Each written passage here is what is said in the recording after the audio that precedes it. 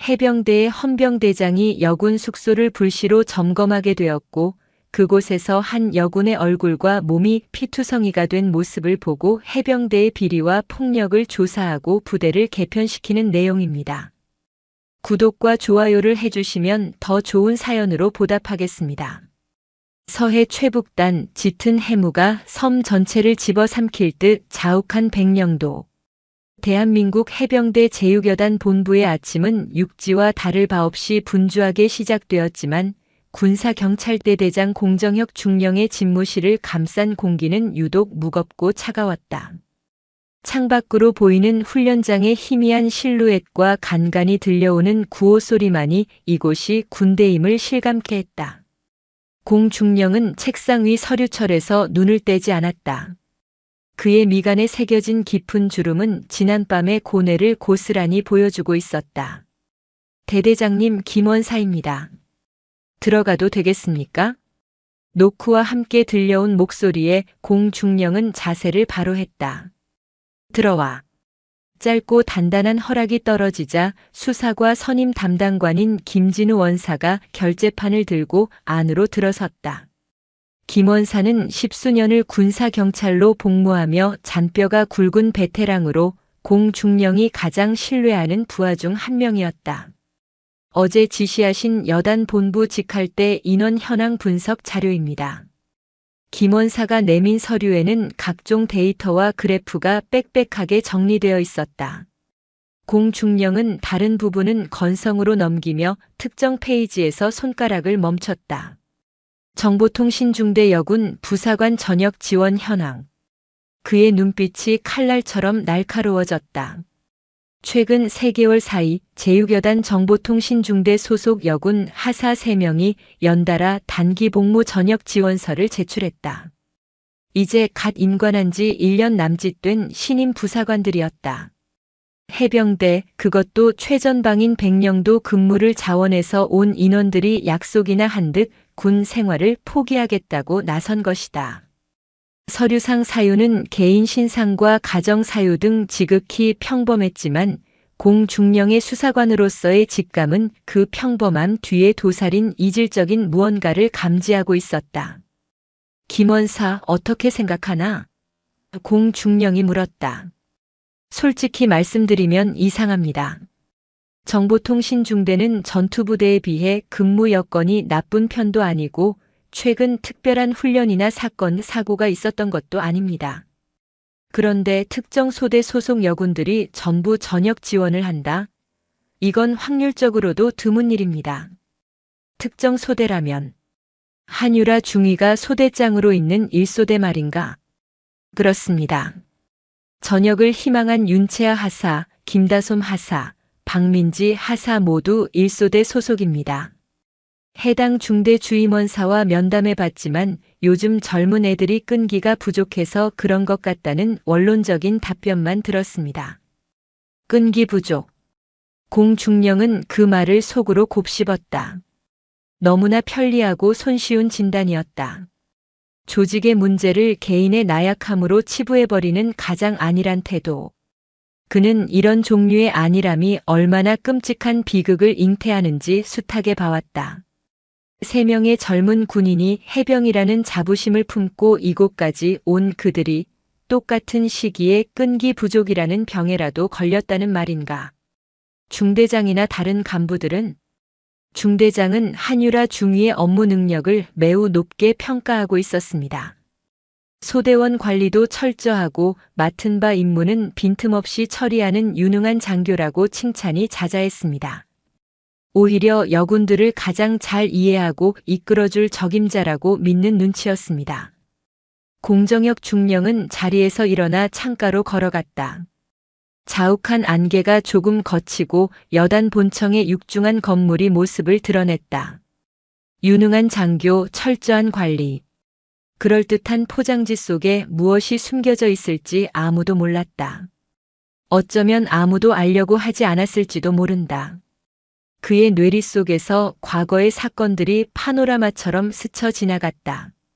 선임병의 가혹행위를 견디다 못해 스스로 목숨을 끊었던 어느 이등병의 마지막 편지. 아무도 제 이야기를 들어주지 않았습니다. 그 한 문장이 공중령의 가슴에 평생 지워지지 않을 낙인처럼 새겨져 있었다. 그는 다시는 그런 비극을 외면하지 않겠다고, 침묵의 소리에 귀 기울이겠다고 다짐했었다. 김원사. 예, 대대장님. 오늘 오후 정보통신중대 생활관 불시 점검을 준비하게. 특히 1소대 여군 생활관을 직접 확인해야겠어. 김원사의 얼굴에 긴장감이 스쳤다.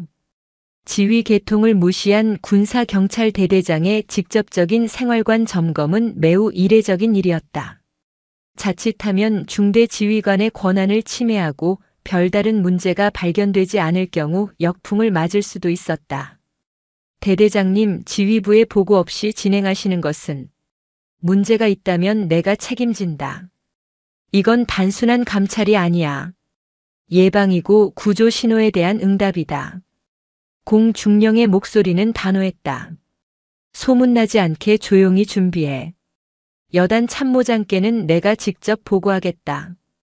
다만 점검의 구체적인 목적과 대상에 대해서는 함구해주게. 그냥 정기적인 군 기강 실태 점검의 일환이라고만 알리면 돼. 김원사는 더 이상 이의를 제기하지 않았다. 공정혁 중령의 결심이 얼마나 확고한지 그의 눈빛에서 읽을 수 있었기 때문이다. 그는 조용히 경례하고 집무실을 나섰다. 홀로 남은 공중령은 다시 서류를 집어들었다. 윤채아 하사, 김다솜 하사, 박민지 하사. 깨끗한 증명사진 속 앳된 얼굴들은 두려움도 슬픔도 없는 평온한 모습이었다. 그러나 서류 너머 그녀들의 진짜 얼굴은 어떤 표정을 짓고 있을까? 공정혁 중령은 직감했다. 지금 자신이 들여다보려는 것은 단순한 부대 내 문제가 아니라 견고하게 닫힌 문틈으로 새어나오는 가느다란 비명소리라는 것을. 그리고 그 문을 열어야 할 사람은 바로 자신뿐이라는 것을. 오후의 불시 점검은 그렇게 거대한 빙산의 일각을 향한 첫걸음으로 결정되었다. 백령도의 짙은 해문은 아직 거칠 기미가 보이지 않았다.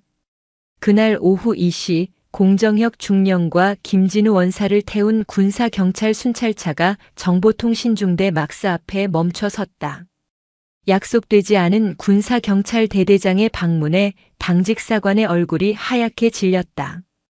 허둥지둥 중대장에게 보고하는 그의 뒷모습을 보며 공중령은 아무 말 없이 막사 안으로 발걸음을 옮겼다. 필승. 대대장님, 어인일이십니까? 보고를 받고 달려온 중대장이 숨을 헐떡이며 경례했다. 그는 공중령의 갑작스러운 방문 의도를 전혀 짐작하지 못하는 듯 당황한 기색이 역력했다. 정기 군 기강 실태 점검의 일환으로 불시에 방문했네. 너무 긴장할 것 없어. 공중령은 의례적인 말로 그를 안심시키려 했지만 그의 눈은 이미 중대장의 어깨 너머 막사복도 끝에 위치한 생활관들을 훑고 있었다. 업무 시간에는 다들 바쁠 테니 다른 건 아니고 생활관 상태만 간단히 확인하고 가지. 아, 예. 물론입니다. 이쪽으로 안내하겠습니다. 중대장은 안도의 한숨을 내쉬며 앞장섰다. 그는 공중령이 단순히 청소 상태나 시설물 관리를 점검하러 온 것이라 판단한 듯 했다. 공중령은 일부러 남자 부사관 생활관과 병사 생활관을 먼저 둘러보았다. 예상대로 평범하고 활기 있는 모습이었다. 장난기 섞인 대화 소리, 땀 냄새, 정비도구에서 나는 기름 냄새까지 살아있는 공간의 증거들이었다. 마지막으로 그들이 도착한 곳은 복도 가장 안쪽에 자리한 여군 생활관이었다. 문 앞에는 1소대라는 표식이 붙어 있었다. 문을 열기 전 공중령은 잠시 숨을 골랐다. 문 안쪽에서 느껴지는 공기는 다른 생활관들과는 확연히 달랐다. 소리라고는 존재하지 않는 마치 진공 상태와도 같은 완벽한 침묵이 흘러나오고 있었다. 중대장이 노크하고 문을 열었다. 소대원들 군사경찰대대장님께서 생활관 점검차 방문하셨다. 순간 생활관 안에 있던 3명의 여군 하사들이 침상에서 벌떡 일어나 부동자세로 경례했다. 필승. 각 잡힌 동작과 우렁찬 목소리. 겉으로 보기에는 흠잡을 데 없는 군인의 모습이었다. 하지만 공중령의 눈은 그들의 얼굴에 떠오른 미세한 균열을 놓치지 않았다. 놀라움보다는 극도의 긴장감과 통제된 듯한 불안감. 생활관 내부는 먼지 하나 없이 정돈되어 있었다. 관물대는 칼같이 정리되어 있었고 침구는 호텔처럼 각이 잡혀 있었다. 하지만 그 완벽함은 오히려 비현실적인 느낌을 주었다. 사람이 사는 공간이라기보다는 잘 꾸며진 모델하우스 같았다. 공기는 차갑고 무거웠다. 다들 편히 쉬어. 점검인이 너무 긴장하지 말고. 공중령은 부드러운 목소리로 말하며 천천히 생활관 안으로 들어섰다. 그의 시선은 자연스럽게 3명의 하사들에게로 향했다. 저녁 지원서를 낸 윤채아, 김다솜, 박민지 하사였다. 요즘 군 생활은 좀 어떤가? 백령도 근무가 힘들지는 않고. 괜찮습니다. 3명의 목소리가 합창처럼 동시에 터져 나왔다. 미리 연습이라도 한 듯한 완벽한 타이밍이었다. 그러나 그 대답 속에는 어떠한 감정도 실려 있지 않았다. 공중령은 가장 가까이 서 있던 윤채아 하사에게로 시선을 옮겼다. 앳된 얼굴이었지만 눈빛은 어딘가 공허했다. 그녀는 공중령의 시선을 애써 피하며 바닥만 내려다보고 있었다. 그런데 바로 그 순간 공중령의 눈에 무언가 들어왔다. 부동자세로 곧게 내린 윤 하사의 오른손, 그 소매 끝으로 살짝 드러난 손목의 피부색이 이상했다. 윤 하사. 예, 대대장님. 손목에 상처라도 입었나? 공중령의 질문에 윤채아 하사의 어깨가 움찔 떨렸다. 그녀는 반사적으로 오른손을 등 뒤로 숨기려 했다. 그 작은 움직임 하나가 공중령에게는 100마디 말보다 더 큰 확신을 주었다. 아닙니다. 그냥 좀 부딪혔습니다. 목소리가 미세하게 떨리고 있었다. 옆에 서 있던 김다솜 하사와 박민지 하사 역시 얼굴이 새하얗게 질려갔다. 생활관을 감싼 침묵이 더욱 무겁게 내려앉았다. 공중령은 위압적으로 느껴지지 않도록 최대한 부드럽게, 그러나 단호한 어조로 말했다. 잠깐 손 좀 볼 수 있을까?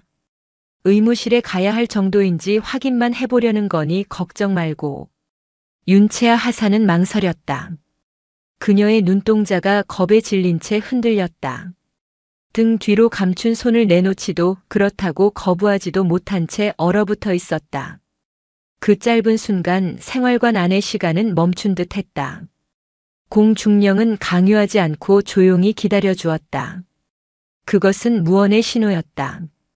나는 너를 다그치지 않는다.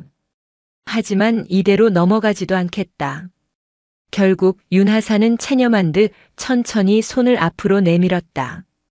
공중령이 그녀의 전투복 소매를 조심스럽게 걷어 올렸다. 그리고 그 아래 드러난 광경에 공중령은 물론이고 옆에 서 있던 김원사와 중대장까지 숨을 멈췄다. 윤채아 하사의 하얀 손목에는 마치 누군가 온 힘을 다해 움켜쥔 듯한 선명한 보라색 손자국 모양의 멍이 들어 있었다. 멍은 시간이 꽤 지난 듯 검붉은 색과 푸른색이 뒤섞여 끔찍한 모양을 하고 있었다. 단순한 부딪힘으로 생길 수 있는 상처가 아니었다. 명백한 폭력의 흔적이자 지워지지 않는 낙인이었다. 이게 어떻게 된 건가? 공중령의 목소리는 차갑게 가라앉아 있었다. 이제 그의 질문은 단순한 안부 인사가 아니었다. 군사경찰 대대장으로서의 공식적인 수사의 시작을 알리는 신호탄이었다. 윤채아 하사는 입술을 깨물며 고개를 숙였다. 아무 말도 하지 못했다. 아니, 하지 않았다. 그녀의 눈에서 투명한 눈물방울이 툭 하고 바닥으로 떨어졌다. 그 눈물은 침묵으로 가득 찬 생활관에 파문을 일으키는 작은 돌멩이 같았다. 옆에 있던 두 하사 역시 고개를 떨군 채 어깨를 떨고 있었다. 공정혁 중령은 더 이상 묻지 않았다. 대신 3명의 하사들을 차례로 둘러보았다. 공포와 체념 그리고 아주 희미한 희망이 뒤섞인 눈빛들. 그는 이 고요하고 비정한 공간을 지배하는 보이지 않는 폭력의 실체를 확신했다. 이 침묵은 자발적인 것이 아니라 강요된 것이며 이 평온은 위장된 것임을. 중대장. 공중령이 중대장을 불렀다. 오늘부로 이 3명의 하사들은 내 특별 지휘 감독 하에 둔다. 즉시 군사경찰대대로 이동시켜 보호 조치할 테니 그렇게 알도록. 예. 대대장님 그게 무슨. 어안이 벙벙한 중대장의 말을 자르며 공중령은 윤채아 하사를 향해 몸을 돌렸다. 그리고 그의 평생을 관통해온 신념을 담아 가장 단단하고 믿음직한 목소리로 말했다. 이제 괜찮다. 아무 걱정하지 마라. 내가 그리고 해병대 군사경찰이 너희를 지킬 것이다. 그 말에 비로소 윤채아 하사에 참아왔던 울음이 터져나왔다. 그것은 지난 수개월간 억눌려왔던 고통과 서름이 한꺼번에 터져나오는 절규와도 같은 울음이었다. 그 울음소리는 견고했던 침묵의 벽에 마침내 선명한 균열을 만들어내고 있었다. 군사경찰대대 본부 건물 외부와 차단된 작은 면담실 안에는 무거운 침묵이 흘렀다. 공정혁 중령은 책상 건너편에 앉은 윤채아 하사를 조용히 바라보고 있었다. 생활관을 떠나 이곳으로 오는 내내 한마디도 없었던 그녀는 여전히 굳게 입을 다문 채 고개만 숙이고 있었다. 책상 위에는 따뜻한 김이 오르는 녹차 잔이 놓여 있었지만 그녀는 손도 대지 않았다. 공중령은 서두르지 않았다. 그는 거대한 댐에 생긴 작은 균열을 섣불리 건드리면 오히려 무너져 내린다는 것을 잘 알고 있었다. 지금 필요한 것은 압박이나 추궁이 아니라 시간과 안전에 대한 확신이었다. 윤하사. 공중령이 조용히 입을 열었다. 여기는 정보통신중대 생활관이 아니다. 한유라 중위도 그 누구도 이 대화를 엿들을 수 없어. 이 방에서 하는 모든 이야기는 철저히 보호받을 걸세. 약속하지. 그의 목소리에는 강요가 아닌 진심이 담겨 있었다. 그는 수사관의 얼굴을 지우고 한 명의 어른으로서 선배 군인으로서 그녀를 대하고 있었다. 많이 무섭고 혼란스러울 거라 생각한다. 내가 지금부터 하는 질문에 당장 대답하지 않아도 좋아. 하지만 이것 하나만은 알아주게. 윤 하사가 침묵하면 김 하사도 박 하사도 그리고 앞으로 들어올 다른 후배들도 똑같은 고통을 겪게 될 거야. 지금 윤 하사의 용기가 모두를 구할 수 있는 유일한 열쇠가 될 수도 있어. 공중령의 말에 윤채아 하사의 어깨가 미세하게 떨렸다. 모두를 구할 수 있는 열쇠. 그 말은 그녀의 마음 가장 깊은 곳을 건드렸다. 혼자만의 고통이 아니었다. 함께 버티고 함께 눈물 흘렸던 동기들의 얼굴이 떠올랐다. 이 지옥 같은 시간을 끝낼 수 있는 기회가 눈앞에 와 있었다. 하지만 동시에 한유라 중위의 서늘한 눈빛과 너희가 어디 가서 무슨 말을 하든 아무도 믿어주지 않아. 결국 다치게 될 건 너희 자신뿐이야. 라고 말하던 목소리가 환청처럼 겹쳐 들려왔다. 두려움이 다시 온몸을 잠식했다. 제가 말을 하면 정말 군 생활 계속할 수 있습니까? 보복당하지 않을 거라고 어떻게 확신할 수 있습니까? 마침내 그녀의 입에서 첫 질문이 터져 나왔다. 그것은 진실을 말하기 위한 마지막 관문과도 같은 질문이었다. 공중령은 기다렸다는 듯 단호하게 대답했다. 내가 이 군복을 걸고 약속하지. 윤 하사를 포함한 피해자 전원의 신변은 내가 직접 책임진다. 가해자는 그에 합당한 처벌을 받게 될 것이고 다시는 너희 앞에 나타날 수 없도록 만들 거야. 이것은 단순한 폭행 사건이 아니야. 지휘관에 의한 인권 유린이고 해병대의 명예를 더럽힌 중범죄다. 여단장님께도 이미 직보했고 전폭적인 지원을 약속받았다. 공중령의 확신에 찬 대답에 윤채아 하사의 눈빛을 짓누르던 두려움의 그림자가 조금씩 걷히기 시작했다. 그녀는 떨리는 손으로 녹차 잔을 들어 한 모금 마셨다. 차가웠던 몸에 온기가 퍼지는 것 같았다. 그리고 마침내 오랫동안 닫혀있던 댐의 수문이 열리듯 그녀의 이야기가 시작되었다. 한유라 중위님은 악마였습니다. 그 한마디에 지난 몇 달간의 고통이 응축되어 있었다. 윤 하사의 증언은 충격적이었다. 한중위의 가혹행위는 상상을 초월할 정도로 집요하고 잔인했다. 처음에는 군기 확립과 정신력 강화라는 명분으로 시작되었다. 사소한 실수를 트집 잡아 밤새도록 군가를 부르게 하거나 완전 군장을 한 채로 소대장실 앞에 몇 시간씩 서 있게 했다. 하지만 시간이 지날수록 폭력의 수위는 높아졌다. 윤 하사는 떨리는 목소리로 구체적인 사례들을 털어놓았다. 어느 날은 제 관물대 정리가 마음에 들지 않는다며 제 뺨을 때렸습니다. 그리고는 내 부모님은 너를 이렇게 가르쳤냐며 가족 욕을 했습니다. 너무 수치스러워서 죽고 싶었습니다. 겨울에는 세면장에서 찬물로 샤워를 하라고 강요했습니다.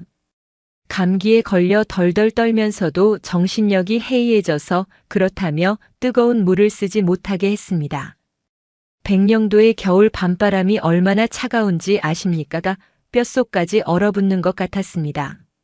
증언은 계속되었다. 잠을 재우지 않고 밤새 개인 과업을 시키는 것은 일상이었고 동기들끼리 서로를 감시하고 잘못을 보고하게 만들어 신뢰관계를 파괴했다. 식사 시간에 일부러 트집을 잡아 밥을 제대로 먹지 못하게 하거나 휴가나 외출을 통제하며 외부와의 접촉을 철저히 차단했다. 그녀들의 세계는 완벽하게 한유라 중위의 소나기 안에서 통제되고 있었다. 손목의 멍은 며칠 전 윤 하사가 아픈 동기를 감싸주려다 생긴 상처였다. 동기를 위하는 마음 이전에 내 할 일부터 똑바로 하라며 한중이가 그녀의 손목을 부러질 듯이 움켜쥐고 벽으로 밀쳤다고 했다. 공중령은 끓어오르는 분노를 억누르며 모든 내용을 꼼꼼히 기록했다. 이것은 훈육이 아니었다. 명백한 범죄이자 인격 살인이었다. 윤채아 하사의 증언이 끝나자 공중령은 곧바로 김다솜 하사와 박민지 하사를 차례로 면담했다. 그녀들 역시 처음에는 두려워했지만 윤 하사가 먼저 입을 열었다는 사실에 용기를 얻었다. 그녀들의 증언은 윤 하사의 진술을 뒷받침하며 한유라 중위의 또 다른 만행들을 드러냈다. 김 하사는 한중위가 자신의 통화 내용을 엿듣고 사적인 관계를 트집 잡아 모욕을 줬다고 증언했고 박 하사는 한중위의 개인적인 심부름과 빨래까지 해야 했다고 울면서 털어놓았다. 세 명의 증언은 놀라울 정도로 일관되고 구체적이었다. 각자의 경험은 달랐지만 그들이 가리키는 고통의 근원은 단 한 사람, 바로 한유라 중위를 향하고 있었다. 그동안 그들이 전역을 결심할 수밖에 없었던 이유, 서로를 보면서도 아무 말도 할 수 없었던 이유가 비로소 명확해졌다. 그것은 공포를 이용한 교묘한 지배와 누구에게도 도움을 청할 수 없다는 깊은 절망감 때문이었다. 모든 면담이 끝난 시각은 이미 자정을 넘기고 있었다. 공정혁 중령은 피해 하사들을 군사경찰대대 내에 마련된 안전가옥으로 옮겨 쉬게 하고 김진우 원사를 집무실로 불렀다. 김 원사 들었지? 예, 대대장님. 솔직히 제 군 생활을 통틀어 이렇게 악랄한 경우는 처음 봅니다. 김 원사의 얼굴도 분노로 굳어 있었다. 이제 퍼즐 조각은 맞춰졌어. 피해자들의 일관된 진술이 확보됐다. 이제 남은 건 가해자를 소환해서 이 모든 사실을 자백받고 물적 증거를 찾아내는 일이야. 공중령의 눈빛이 차갑게 빛났다. 내일 아침 즉시 한유라 중위를 소환하게. 변호사를 선임할 권리를 포함한 피의자의 모든 권리를 고지하고 정식으로 수사를 시작한다. 아마 순순히 인정하지 않을 거야. 똑똑하고 치밀한 여자일 테니 모든 혐의를 부인하며 자신의 행위를 정당한 훈육으로 포장하려 들겠지. 그의 말대로였다. 어둠 속에서 들려온 피해자들의 목소리는 이제 막 진실을 향한 문을 열었을 뿐이었다. 문 안쪽에는 교활한 가해자와 그녀를 비호할지도 모르는 군대라는 거대한 조직의 관성이 기다리고 있었다. 공정혁 중령은 진짜 싸움은 이제부터 시작이라는 것을 직감했다. 그는 굳게 주먹을 쥐었다. 이 어둠의 목소리들이 다시 침묵 속에 갇히게 두지 않으리라. 반드시 저 어둠을 걷어내고 등불을 밝히리라. 다음 날 아침 군사경찰대대 건물 전체에는 팽팽한 긴장감이 감돌았다. 한유라 중위의 소환은 조용하고 신속하게 이루어졌다. 그녀는 중대장과 함께 군사경찰대대장실에 들어섰다. 전투복은 한치의 구김도 없이 다려져 있었고 전투화는 거울처럼 반짝였다. 흐트러짐 없는 걸음걸이와 감정을 전혀 읽을 수 없는 무표정한 얼굴. 마치 강철로 만든 가면을 쓴 듯한 그녀의 모습에서 어젯밤 피해자들이 쏟아낸 그 끔찍한 가혹행위의 가해자라는 그림자는 찾아볼 수 없었다. 오히려 그녀는 자신이 왜 이곳에 불려왔는지 전혀 모르겠다는 듯 당당하고 억울한 표정마저 짓고 있었다. 필승. 정보통신중대 1소대장 중위 한유라입니다. 대대장님 부르셨습니까? 그녀의 목소리는 맑고 또렷했으며 조금의 떨림도 없었다. 공정혁 중령은 그녀를 잠시 말없이 응시했다. 저 완벽한 통제력. 저것이 바로 그녀의 무기이자 모든 비극을 만들어낸 근원일 터였다.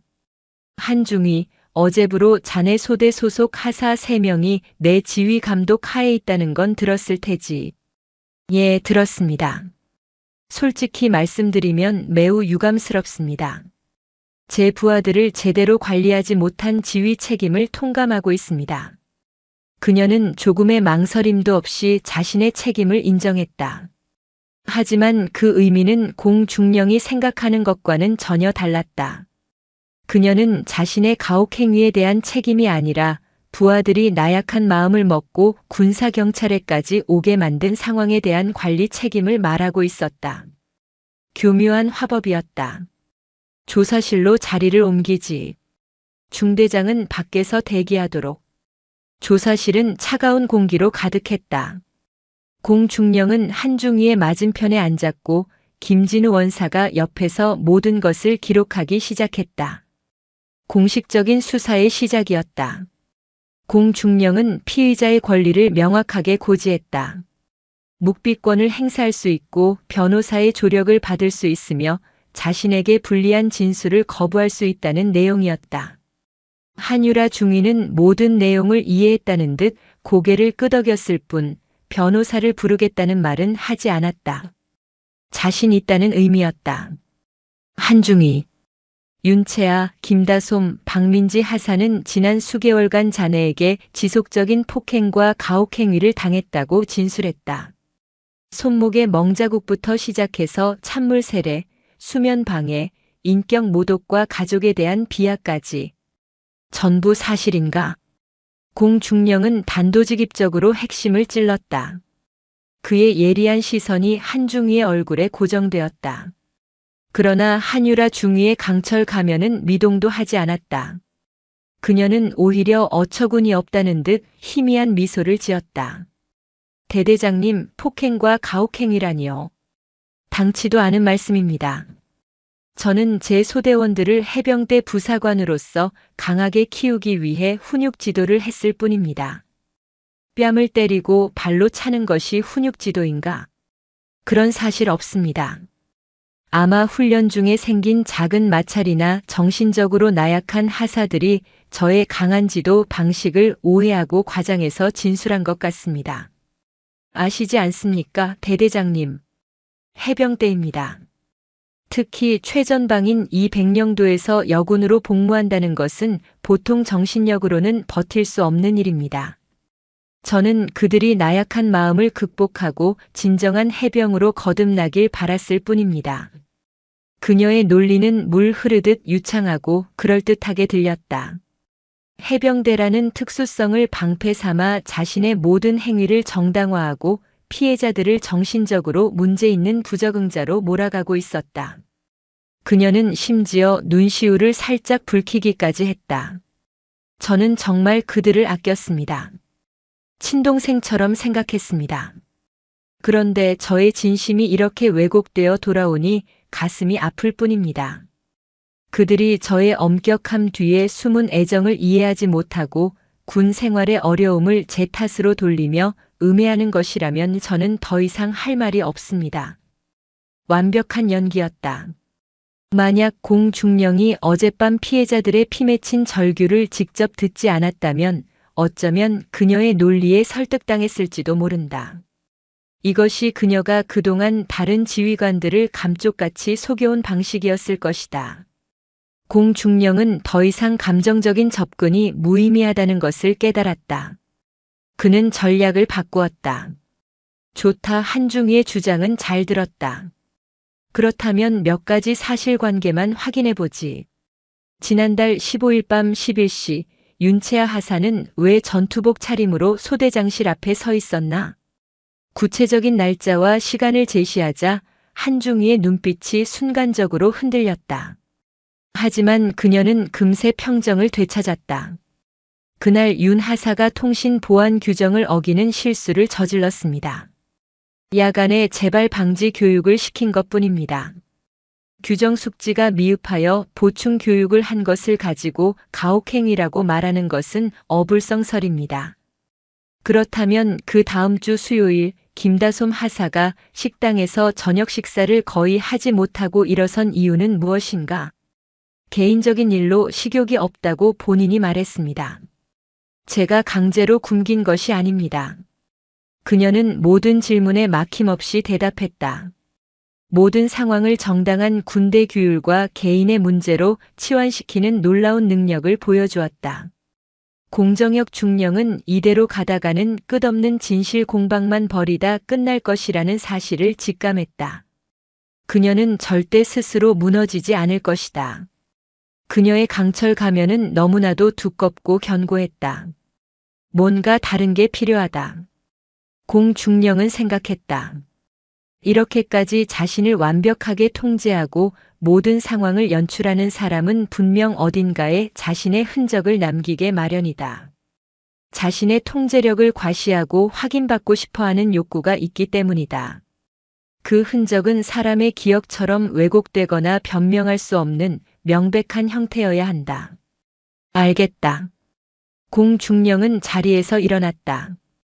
오늘 조사는 이만하지. 하지만 수사는 이제 시작이라는 점을 명심하길 바란다. 한중희. 한유라 중위는 자신이 승리했다고 생각하는 듯 미세한 안도감과 함께 의기양양한 표정을 숨기지 못했다.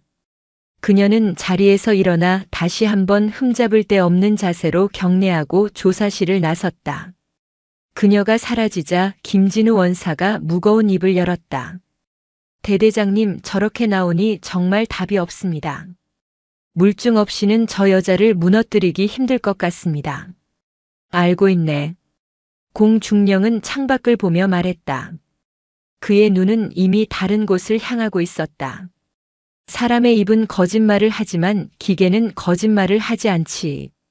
그는 김원사를 돌아보며 지시했다. 지금 즉시 압수수색 영장을 신청하게. 대상은 한유라 중위의 개인 휴대전화, 사무실과 숙소의 컴퓨터, 그리고 그녀가 사용했을 모든 종류의 디지털 저장 매체다. 디지털 포렌식 분석에 들어간다. 김원사의 눈이 번쩍 뜨였다. 그녀는 자신의 통제력을 증명할 흔적을 어딘가에 반드시 남겼을 거야. 지워진 메시지, 숨겨진 파일, 혹은 자신도 모르게 남긴 기록. 그 디지털의 먼지를 샅샅이 뒤져서 저 강철 가면을 깨부술 증거를 찾아내야 하네. 공중령의 목소리는 얼음처럼 차가웠다. 전장은 이제 인간의 기억이 아닌 디지털의 세계로 옮겨지고 있었다. 한유라 중위에 대한 압수수색 영장은 신속하게 발부되었다. 공정혁 중령은 여단 지휘부에 이 사건의 심각성을 이미 보고했고 여단장 역시 군의 명예를 위해서라도 한 점 의혹 없이 진실을 밝히라는 전폭적인 지지를 보낸 상태였다. 군사경찰대대 디지털 포렌식 팀이 즉시 투입되었다. 팀의 리더는 이제 막 대위로 진급한 젊은 장교였지만 관련 분야에서는 최고의 전문가로 손꼽히는 인물이었다. 그는 한유라 중위에게서 압수한 최신형 스마트폰과 개인 노트북, 사무실 PC를 분석실로 옮겨 작업을 시작했다. 대대장님, 한유라 중위 보통이 아닙니다. 분석을 시작한 지 몇 시간이 지나지 않아 포렌식 팀장이 공중령에게 중간 보고를 했다. 휴대전화와 노트북 모두 최근에 공장 초기화를 한 것처럼 깨끗합니다. 메시지 기록, 통화 목록, 사진 갤러리까지 전부 비어 있습니다. 전문적인 프로그램을 사용해서 의도적으로 삭제한 흔적이 보입니다. 수사를 예상하고 미리 대비한 것 같습니다. 예상했던 바였다. 그렇게 치밀한 성격의 한중이가 증거를 그대로 남겨둘 리 없었다. 하지만 공중령은 실망하지 않았다. 삭제된 데이터를 복구하는 건 불가능한가? 시간이 좀 걸리겠지만 시도해 보겠습니다. 하지만 복구율이 높을 거라고 장담하기는 어렵습니다. 분석팀은 밤을 새워가며 데이터 복구 작업에 매달렸다. 시간이 흐를수록 초조해지는 것은 공중령과 수사팀이었다. 만약 결정적인 물증을 찾지 못한다면 이 사건은 피해자들의 진술과 가해자의 부인이 팽팽하게 맞서는 진실 공방으로 흘러가게 될 것이다. 그렇게 되면 군 조직의 특성상 지휘관인 한중위의 주장에 더 무게가 실릴 가능성이 높았다. 피해자들은 음의 세력으로 낙인 찍히고 2차 가해에 시달리다 결국 군복을 벗게 될지도 모른다. 다음 날 오후 마침내 포렌식 팀장에게서 연락이 왔다. 찾았습니다, 대대장님. 결정적인 것은 아니지만 의미 있는 흔적을 발견했습니다. 공중령이 분석실로 달려가자 팀장이 모니터를 가리켰다. 거기에는 한유라 중위가 대학 동기들과 나눈 것으로 보이는 메신저 대화 내용의 일부가 복원되어 있었다. 내 소대에 있는 하사들 정말 수준 이하다. 이런 애들을 데리고 무슨 작전을 하겠냐? 머릿속에 든 게 없는지 하나를 가르쳐주면 돌아서서 잊어버린다. 군기가 빠져서 그래. 내가 아주 제대로 정신 개조시켜주고 있지. 울고불고 난리도 아니야. 역시 매가 약이다. 대화 내용에는 피해 하사들을 수준 이하, 머리에 든 게 없는 애들 등으로 비하하며 자신의 정신 개조 방식을 자랑하는 듯한 뉘앙스가 가득했다. 이것만으로 폭행을 직접 증명할 수는 없었지만 평소 그녀가 부하들을 어떻게 생각했는지, 그녀의 훈육 지도가 어떤 성격이었는지를 명확히 보여주는 증거였다. 그녀가 조사실에서 보였던 아끼는 후배라는 말은 완벽한 거짓임이 드러난 것이다. 이것만으로는 부족해. 더 직접적인 건 없나? 지금 찾아보고 있습니다. 그런데 한 가지 이상한 점이 있습니다. 팀장이 말했다. 피해 하사들의 휴대전화도 함께 분석 중인데 유독 윤채아 하사의 휴대전화에서 특정 메신저 앱의 데이터 손상률이 매우 높게 나옵니다. 마치 누군가 강제로 앱을 삭제하고 재설치하려다 실패한 것처럼 보입니다. 공중령의 직감이 번뜩였다. 그 앱을 집중적으로 복구해보게. 몇 시간의 추가 작업 끝에 마침내 분석팀은 환호성을 질렀다. 윤채아 하사의 휴대전화에서 복원된 것은 바로 한유라 중위가 소대원 전원을 강제로 가입시킨 업무 지시용 단체 대화방이었다. 한 중위는 자신의 흔적을 지우기 위해 하사들에게 이 대화방에서 나갈 것을 강요하고 앱을 삭제하도록 지시했지만 윤 하사의 휴대전화에서 오류가 발생해 데이터의 일부가 고스란히 남아 있었던 것이다. 대화방의 내용은 가히 충격적이었다. 오전 217 전원 기상. 5분 내로 생활관 복도에 집합. 복장 불량한 인원 나올 시 오늘 잠은 다 잤다고 생각해라. 오전 430 박민지 하사. 내가 어제 보고한 업무 계획서 이따위로 할 거면 당장 군복 벗어라. 내 부모님 얼굴에 먹칠하지 말고.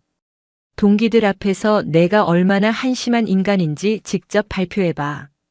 오후 805 김다솜. 오늘 너 때문에 우리 소대 전체가 중대장님께 지적받았다. 연대 책임이 뭔지 보여주지. 전원 지금부터 취침 시간 전까지 머리 박고 대기한다. 김다솜 하사에게 고마워하도록. 그곳은 업무 지시방이 아니었다. 24시간 감시와 통제가 이루어지는 디지털 감옥이었다. 폭언과 협박, 인격 모독이 실시간으로 이루어지고 있었다. 잠을 재우지 않는다는 피해자들의 진술과 공개적으로 모욕을 주었다는 진술을 완벽하게 뒷받침하는 빼도 박도 못할 증거였다. 그리고 마침내 결정적인 스모킹 건이 발견되었다. 윤채아 하사의 개인 컴퓨터 문서 파일 깊숙한 곳, 그녀가 두려움에 떨며 숨겨놓았던 파일 하나가 복원된 것이다.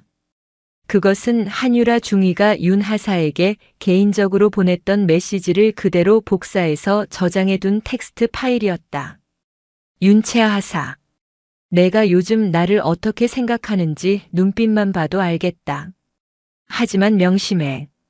내가 여기서 겪는 모든 일, 내가 흘리는 모든 눈물, 그 누구도 알아주지 않아.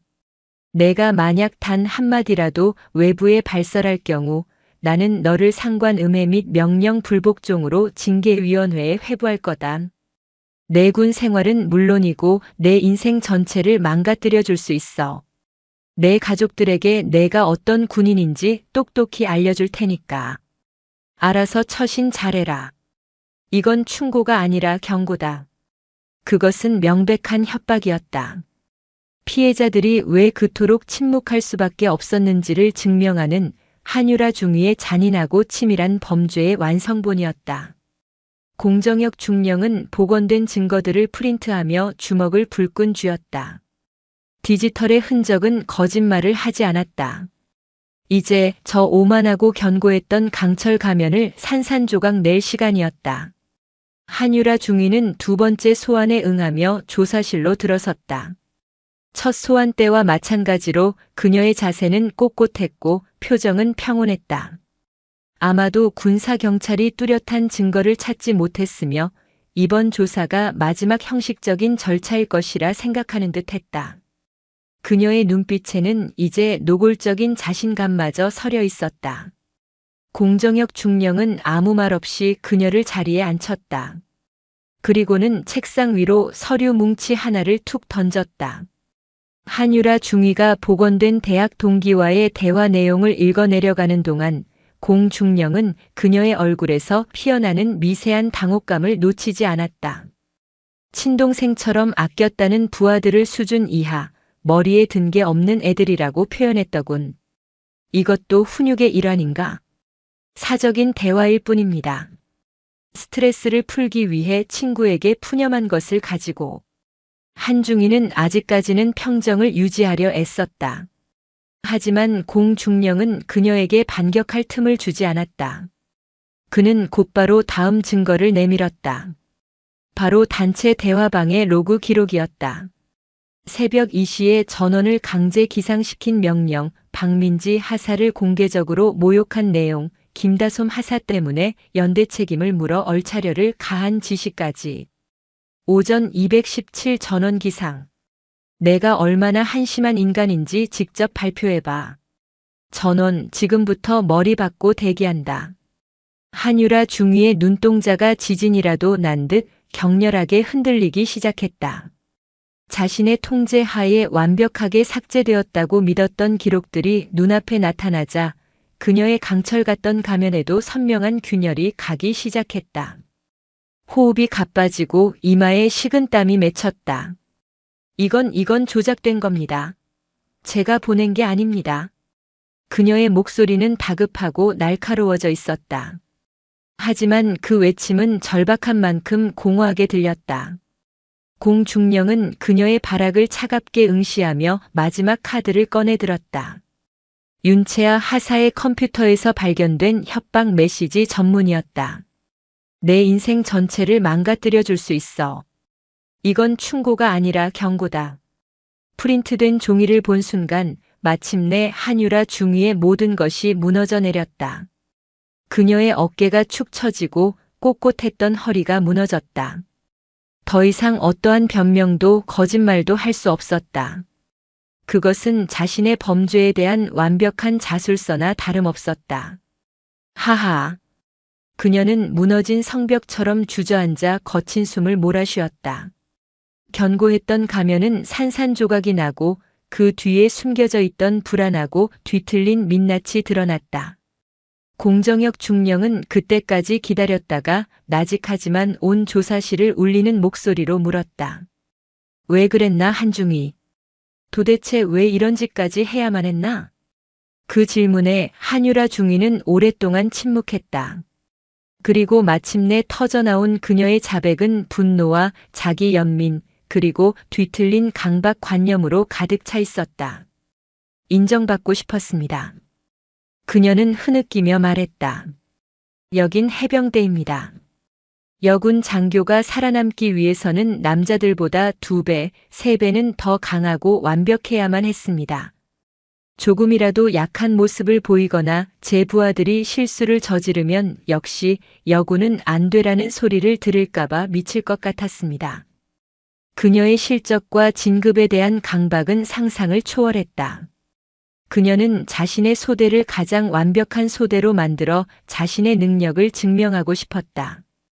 부하들은 그 목표를 위한 도구에 불과했다. 부하들의 작은 실수는 자신의 완벽함에 흠집을 내는 용납할 수 없는 도전으로 받아들여졌다. 처음에는 정말 잘해주고 싶었습니다. 하지만 그 애들은 제 기대에 미치지 못했습니다. 너무 나약하고 실수투성이었습니다. 그 모습을 볼 때마다 제 안에서 무언가 무너지는 것 같았습니다.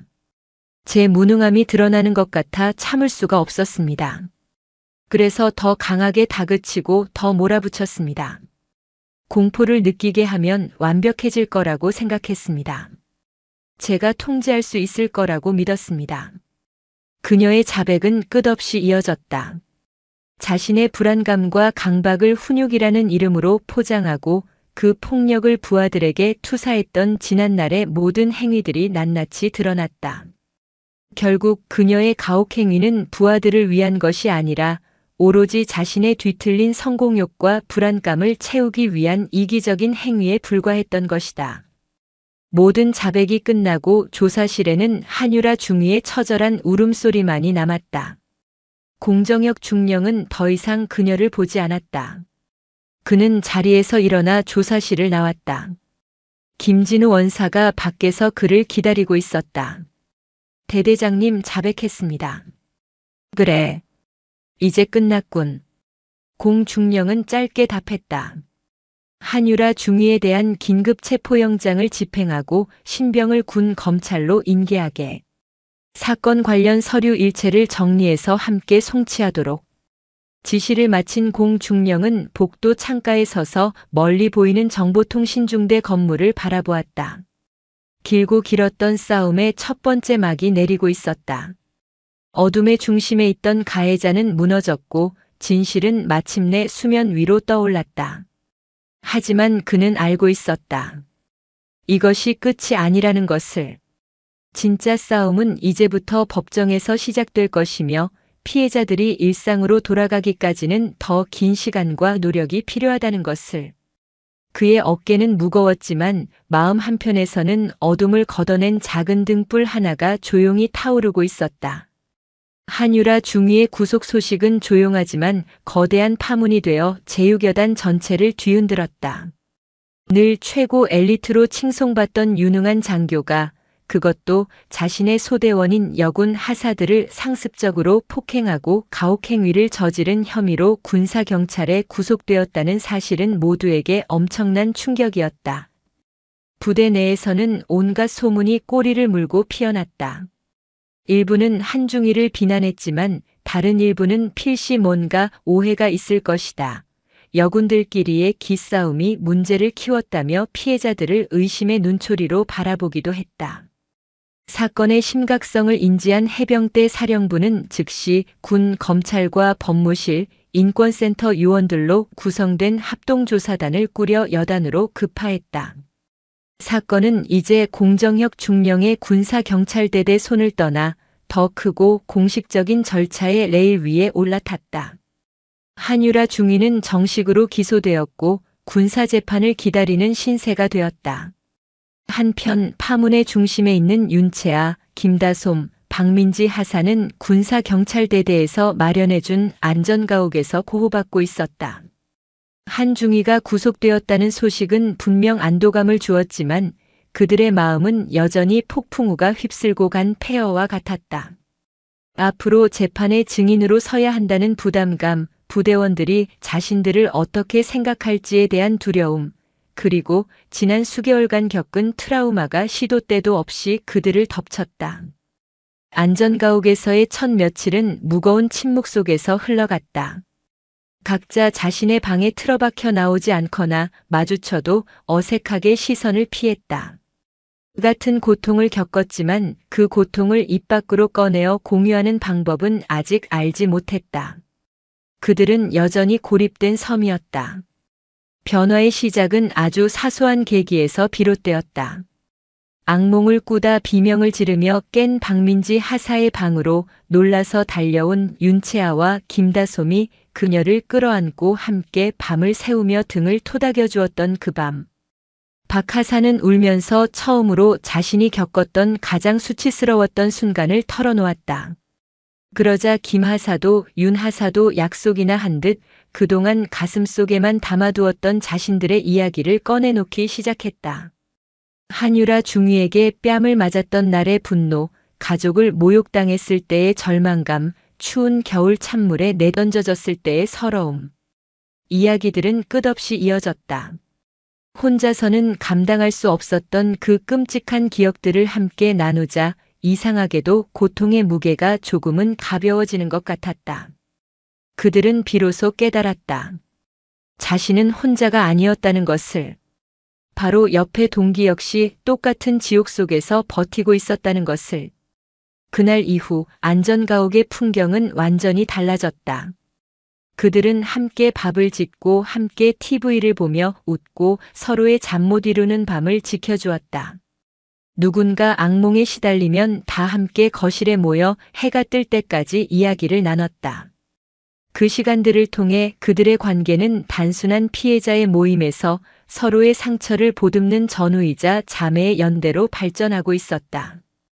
공포와 절망이 핥히고 간 자리에서 가장 끈끈하고 따뜻한 인간적인 유대가 새롭게 자라나고 있었다. 공정혁 중령은 수사가 끝났음에도 불구하고 주기적으로 그들을 찾아왔다. 그는 사건에 대한 이야기는 일절 꺼내지 않았다. 대신 식사는 잘하고 있나? 필요한 건 없나? 와 같은 일상적인 안부를 물으며 그들이 심리 상담을 제대로 받을 수 있도록 해병대 인권센터와 긴밀하게 협조했다. 그의 묵묵한 관심은 너희는 혼자가 아니다. 조직이 너희를 보호하고 있다는 강력한 메시지가 되어 그녀들에게 큰 힘이 되었다. 어느 날 저녁 3명의 하사는 거실에 모여 앉아 중대한 결정을 내렸다. 나 군 생활 포기 안 할 거야. 윤채아 하사가 조용하지만 단호하게 말했다. 한유라 중위 같은 사람 때문에 내 꿈을 꺾고 싶지 않아. 끝까지 싸워서 우리 같은 사람이 다시는 나오지 않게 만들고 싶어. 그 말에 김다솜 하사와 박민지 하사도 눈물을 글썽이며 고개를 끄덕였다. 나도. 우리 도망치지 말자. 법정에서도 앞으로의 군 생활에서도 당당하게 맞서자. 그들의 두려움은 이제 단단한 용기로 변모하고 있었다. 침묵의 늪에서 허우적대던 피해자들은 이제 서로의 손을 맞잡고 진실을 향해 함께 걸어갈 준비를 마친 용감한 증인이 되어 있었다. 그들의 연대는 앞으로 다가올 법정의 거센 바람을 막아줄 가장 튼튼한 방패가 될 터였다. 해병대 제6여단 보통군사법원. 군복을 입은 판사와 검사, 서기들이 자리한 법정은 민간 법원과는 다른 특유의 엄숙하고 서늘한 공기가 흘렀다. 불구속 상태로 재판을 받게 된 한유라 중위는 변호인과 함께 피고인석에 앉아 있었다. 구속 당시의 무너진 모습은 온데간데 없고 차분하고 반성하는 듯한 태도로 일관하고 있었다. 재판이 시작되자 한중희의 변호인은 예상대로 교묘한 논리를 펼치기 시작했다. 그는 한중희의 폭행과 폭언 사실 자체를 전면 부인하지는 않았다. 대신 그 모든 행위가 해병대의 강인한 군기를 확립하고 부하들을 강한 군인으로 만들고자 했던 순수한 열정에서 비롯된 과오였다고 주장했다. 그는 한중희의 화려했던 근무 경력과 수많은 표창장을 증거로 제시하며 그녀가 얼마나 군을 사랑하고 부하들을 아꼈는지를 역설했다. 그리고 은밀하게 피해 하사들을 조직에 적응하지 못하고 정당한 훈육을 개인적인 감정으로 받아들인 문제 부사관이라는 뉘앙스로 몰아갔다. 법정의 분위기가 미묘하게 흘러갈 때쯤 첫 번째 증인으로 김다솜 하사가 증인석에 섰다. 그녀는 떨리는 목소리였지만 변호인의 집요한 반대 신문에도 불구하고 자신이 겪었던 사실을 차분하고 일관되게 증언했다. 박민지 하사 역시 눈물을 흘리면서도 한유라 중위의 비인간적인 행위들을 구체적으로 폭로했다. 그리고 마침내 윤채아 하사가 증인석에 섰다. 그녀는 피고인석에 앉은 한유라 중위를 똑바로 응시했다. 한때는 그 눈빛만 마주쳐도 온몸이 얼어붙었지만 지금 그녀의 눈에는 두려움이 아닌 진실을 말하겠다는 확고한 의지가 담겨 있었다. 증인, 피고인이 왜 그런 행동을 했다고 생각합니까? 검사의 질문에 윤 하사는 잠시 숨을 고른 뒤 또렷한 목소리로 대답했다. 피고인은 저희를 강한 해병으로 만들고 싶었던 것이 아닙니다. 저희를 자신의 성공을 위한 도구로 생각했을 뿐입니다. 저희의 실수는 피고인의 완벽한 경력의 오점이 되었고 저희의 인간적인 모습은 피고인의 통제력을 벗어나는 위협이었습니다. 저희는 피고인의 불안감을 해소하기 위한 감정의 쓰레기통이었습니다. 그것은 훈육이 아니라 명백한 폭력이었습니다.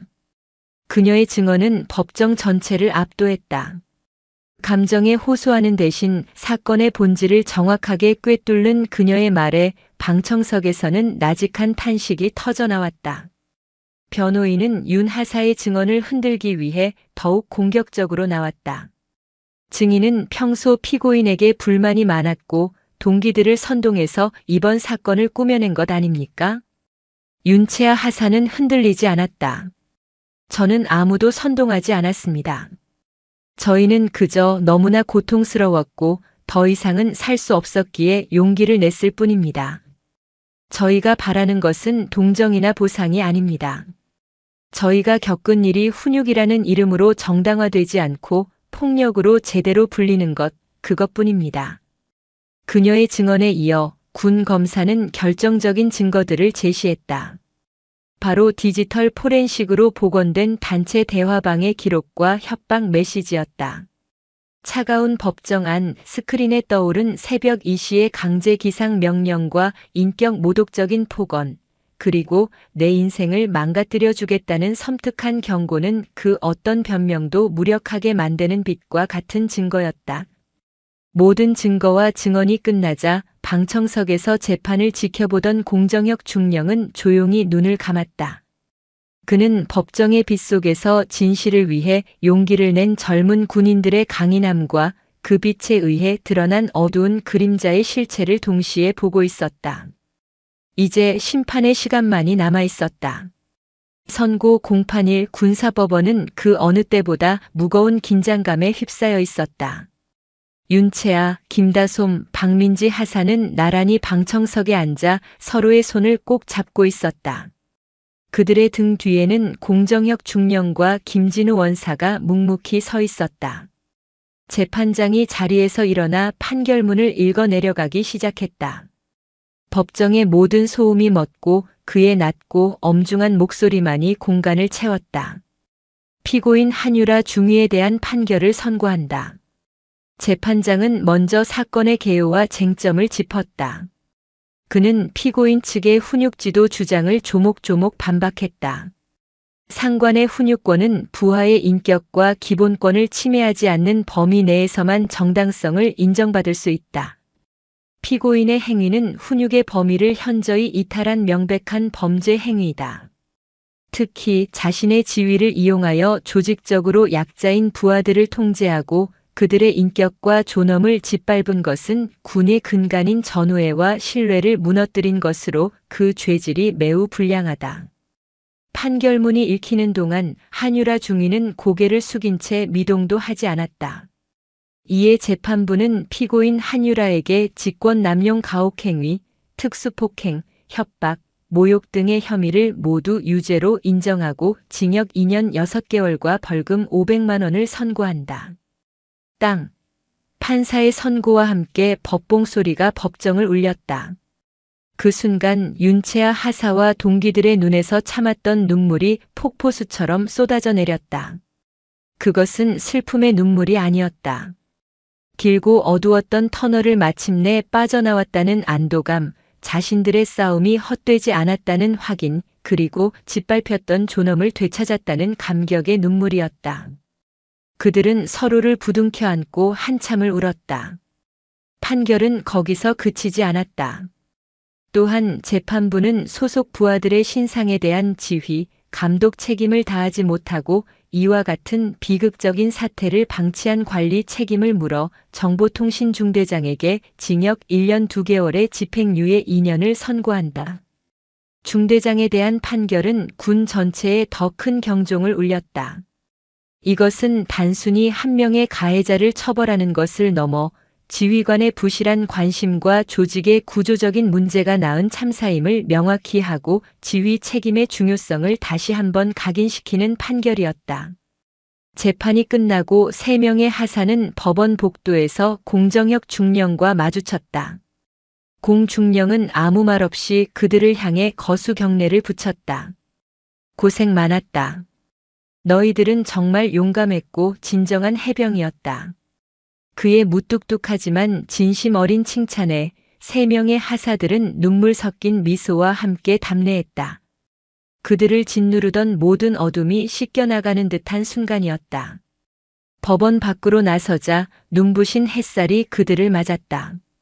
이제 그들은 더 이상 두려움에 떠는 피해자가 아니었다. 불의에 맞서 싸워 이긴 승리자였고 군의 어두운 구석에 빛을 비춘 등불이었다.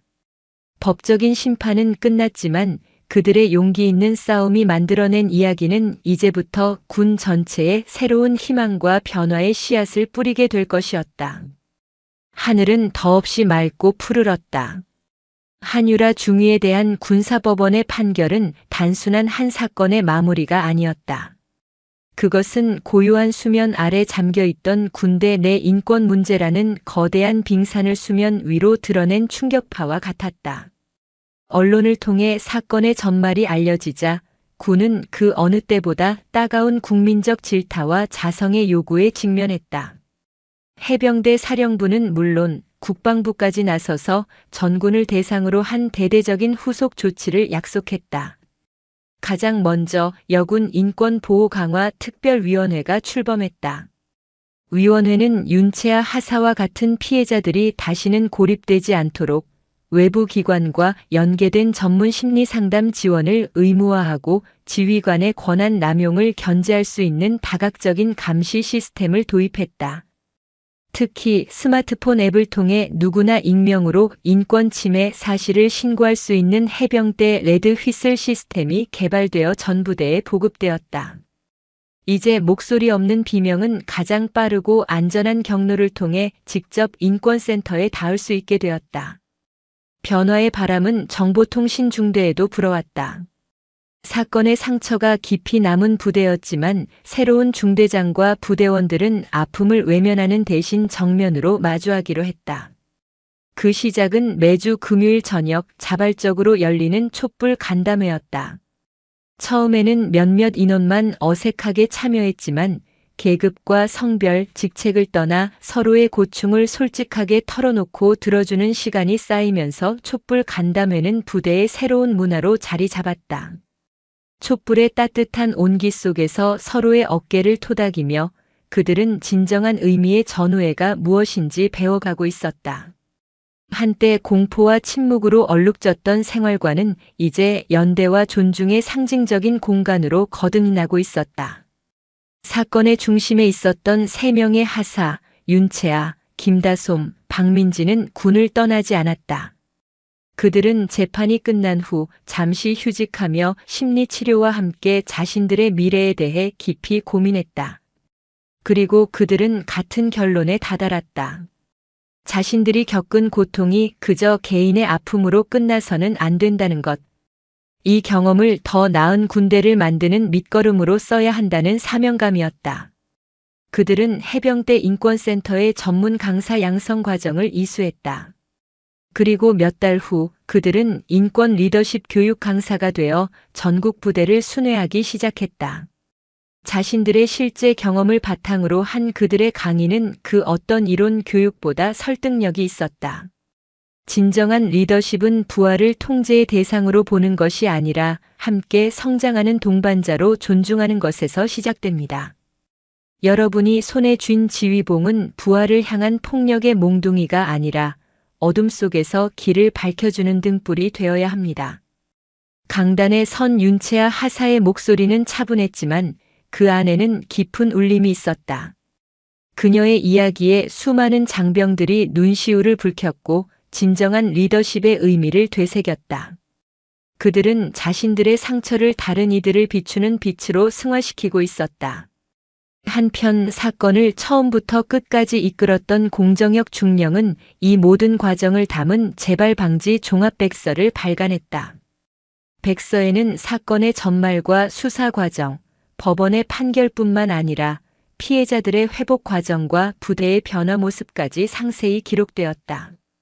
그는 백서의 마지막 장에 이렇게 썼다. 상처는 지워지지 않는다. 하지만 상처 입은 자리에 도단한 새살은 이전보다 더욱 단단하다. 한 사람의 용기 있는 외침이 침묵하던 이들의 연대가 그리고 정의를 향한 조직의 의지가 모일 때 가장 깊은 어둠 속에서도 등불은 밝혀질 수 있다. 이 백서가 또 다른 어둠 속에서 길을 잃은 이들에게 작은 등불이 되기를 소망한다. 이야기는 그렇게 계속되고 있었다. 백령도의 푸른 바다 위로 여전히 훈련의 함성이 울려 퍼지고 젊은 해병들은 조국을 위해 자신의 청춘을 바치고 있었다. 하지만 이제 그들의 가슴 속에는 새로운 신념이 자리 잡고 있었다. 가장 강한 군대는 가장 완벽한 군대가 아니라 가장 인간적인 군대라는 믿음. 고통과 침묵으로 얼룩졌던 공간이 희망과 연대의 상징이 되어가는 과정을 통해 군대 내 인권과 존엄을 위한 싸움은 결코 멈추지 않을 것임을, 그리고 그 어둠을 밝히는 등불은 결코 꺼지지 않을 것임을 보여주고 있었다. 오늘도 인생지의 말씀을 잘 들어주셔서 감사합니다.